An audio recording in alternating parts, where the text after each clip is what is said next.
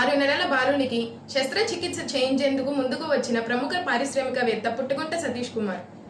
బాపులపాడు మండలం బొమ్మలూరుకు చెందిన 6 నెలల బాలుడు సుదిమెళ్ల అశ్విన్ పుట్టకతోనే అరుదైన వ్యాధితో జన్మించాడు.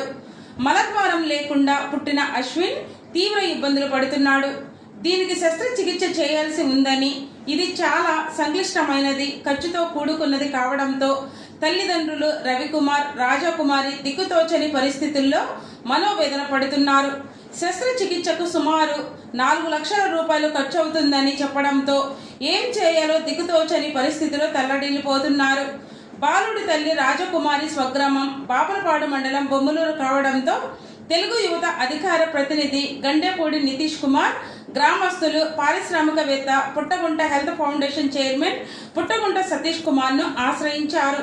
వెంటనే స్పందించిన ఆయన విజయవాడ ఆంధ్ర హాస్పిటల్ ఎండి రమణమూర్తితో మాట్లాడారు. బాలుడికి శస్త్రచికిత్స చేయాలని కోరారు. దీనికి రమణమూర్తి కూడా సానుకూలంగా స్పందించి తన వంతు తోడ్పాటు అందిస్తానని తెలిపారు. వైద్య ఖర్చులకయ్యే మొత్తాన్ని తానే భరిస్తానని పుట్టగుంట హామీ ఇచ్చారు. దీంతో ఆంధ్ర హాస్పిటల్లో ప్రాథమిక వైద్య పరీక్షలు నిర్వహించారు.